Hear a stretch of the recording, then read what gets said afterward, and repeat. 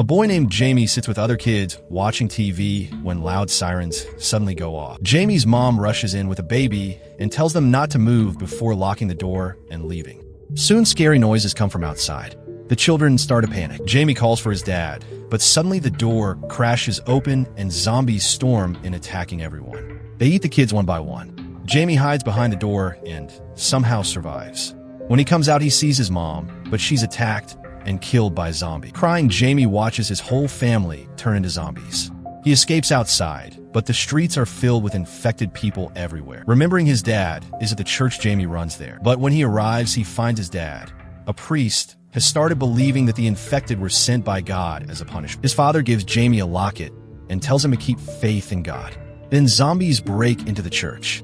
Jamie hides in fear as the zombies attack his father, turning him into one of them. All this happened because of the rage virus.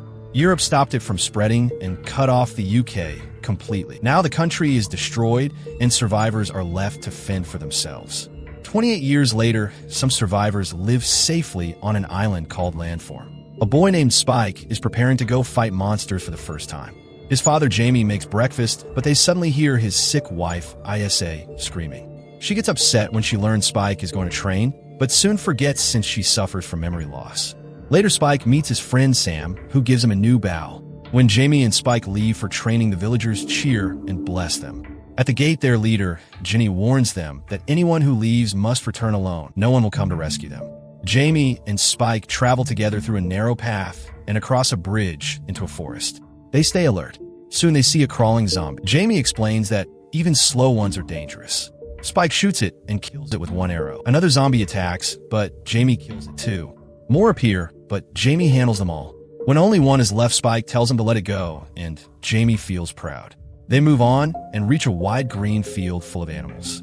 After walking a bit further, they find a house where an infected man hangs upside down with strange words written on him. Jamie guesses someone had caught and released him before he turned. He tells Spike this is his chance to prove himself and kill it.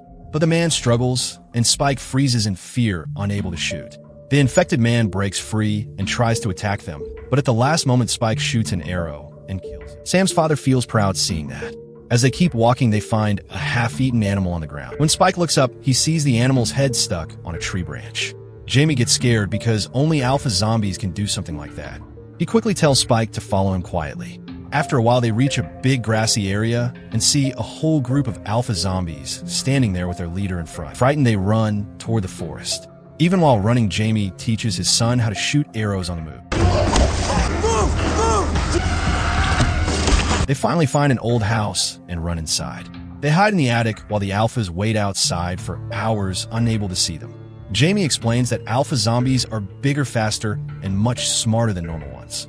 It takes many arrows to kill them, and they are running out of arrows, so they must wait quietly. Late at night, they see someone walking on the path leading to their island. Jamie says it's one of their own people patrolling. Spike also notices a fire burning in the distance, but Jamie doesn't answer when asked about it. That night, Spike dreams of his mother drowning in water, surrounded by zombies. Suddenly, the ground shakes, and Jamie wakes him up. A herd of animals is running outside. They escape just before the roof falls in. Jamie knows the noise will bring zombies, so they run fast toward the island path. The path is covered with shallow water, but they keep moving. They think they're safe, but an alpha zombie spots them from a hill and starts running after them at full speed. Bats fly out of the trees, warning them that danger is close. They run as fast as they can, but Spike trips into a pit. Jamie helps him out and shouts for the guards to open the gate. Hearing him, the guards turn on the lights and see the alpha coming. They shoot arrows at it, slowing it down, but it still keeps coming. Then someone fires a flaming arrow that hits it directly, and the alpha finally falls to the ground. Jamie and Spike reach the gate, and Ginny checks their eyes to make sure they aren't infected before letting them in. That night, everyone celebrates their bravery and Spike's first successful fight. But Spike feels uneasy and slips away from the crowd. He throws up behind a house and then sees his father with another woman, not his mother. Heartbroken, he walks back home quietly. There he finds Sam taking care of his mom. Spike tells him everything and asks about the fire in the forest. Sam explains that it was probably Dr. Kilson. The next morning, Spike's mom, Isa, wakes up and asks for her headache medicine, but Spike can't find it. Just then, Jamie walks in, but Spike ignores him and quietly leaves. Later, Spike gathers the courage to ask why his dad never took his mom to see Dr. Kilson. Jamie says Dr. Kilson is crazy and tells him what happened 15 years ago. He explains that when he went there with an exploration team, they saw thousands of dead bodies lined up burning in a giant fire. Dr. Kilson was throwing bodies into it and even pointed toward them from far away. Everyone got scared and ran away. Even after hearing this, Spike argues that crazy or not, his mom still needs help. He angrily says his dad won't do anything because he's busy with another woman. Jamie gets furious and slaps him. Feeling guilty, afterward, Jamie goes upstairs to check on ISA. Spike, still angry, points a knife at his dad and tells him to leave. Jamie calmly takes the knife, but gives it back so things don't get worse, then leaves.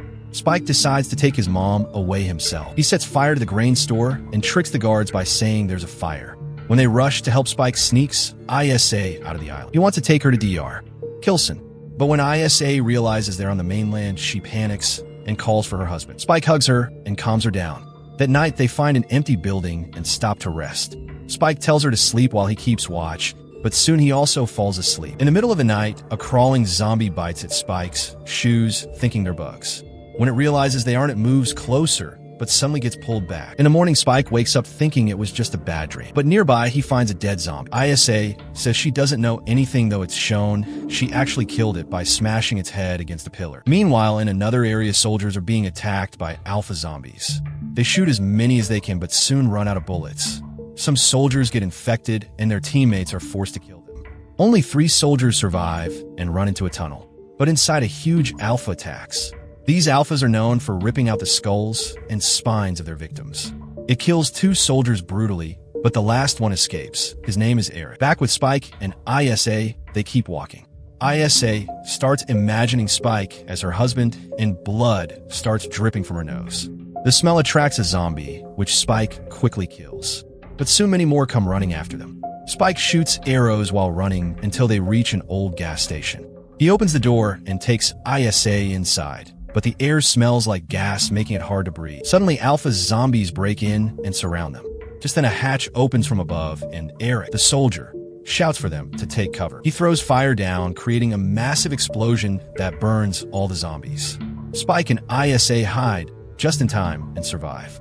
When the flames die out, they climb out safely.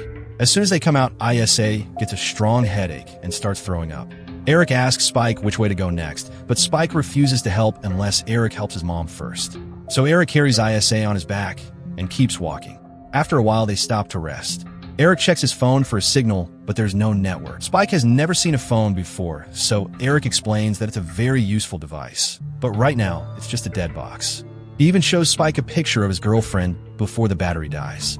Then he tosses the phone away, and they continue their journey. Suddenly, ISA hears a strange noise and walks ahead alone. She finds an old train, and the sound is coming from inside. When she goes in, she sees a female alpha zombie giving birth. ISA pretends to help her, and actually does. Soon, Eric and Spike arrive. ISA tells Spike to cut the baby's cord and wash it with water. But then the zombie mother wakes up and tries to attack, so Eric shoots her. Eric says they should kill the baby too, because it might be infected, but ISA and Spike stop him. The baby looks perfectly healthy. Just then, a terrifying alpha zombie drops from above and pulls Eric up. Moments later, it jumps down, holding Eric's head. This alpha is the king, the leader of all the alphas. When he sees the dead zombie woman, he goes into a rage and chases them. Spike shoots arrows, but they barely slow him down. As they escape from the train, Dr. Calson appears and makes the alpha fall unconscious. Dr. Calson tells them he's been living here for 3 years and covers his body with iodine to stop the virus from infecting him. He takes them to his bone temple, a strange place built from bones of the dead. He burns Eric's head and gives Spike the clean skull, asking him to place it on the skull tower. When Calson learns about the baby, he says the placenta protected her from the virus. Then he checks ISA and discovers she has late-stage cancer. Spike breaks down, but ISA calmly tells him she already knew she was sick. She then gives the baby to Spike and signals Calson that she's ready. She doesn't want to suffer anymore. Calson reminds her that everyone dies someday, but it should happen with love and peace. ISA walks into the forest with him, where he ends her pain forever. Spike sits crying, remembering her. Soon Calson returns with ISA's skull and tells Spike to place it on the tower. Right then, the Alpha King wakes up again and finds them. Calson and Spike hide in a bunker, but the Alpha discovers them. It tries to break in and grabs Coulson's arm. Before it can kill him, Spike stabs the Alpha's hand with Coulson's tranquilizer needle, putting it to sleep again. Spike then takes the baby and heads back toward his island. He names her Isa after his mother and leaves her at the island gate with a letter. The letter says, "I'm leaving, but when you need me, I'll return." Dr. Cal's isn't crazy, and this baby is fully human. Jamie reads the letter and realizes his son is gone. He tries to search for him, but the strong water current stops him. 28 days later, Spike is seen surviving on the mainland hunting animals. When an alpha attacks, he calmly kills it with one arrow. Soon more infected appear, and he runs until his path is blocked by rocks. He kills one more alpha when he suddenly hears a whistle. It's Jimmy, the boy from the beginning, now grown up. Impressed by Spike, he says, "You're amazing. Want to join my team?" Jimmy introduces him to his group, and soon more alphas attack. Together, the team fights and defeats them, easily laughing as if it's nothing new. In the end, Jimmy shouts, "We should be friends." Spike smiles and joins their gang. And that's where the movie ends.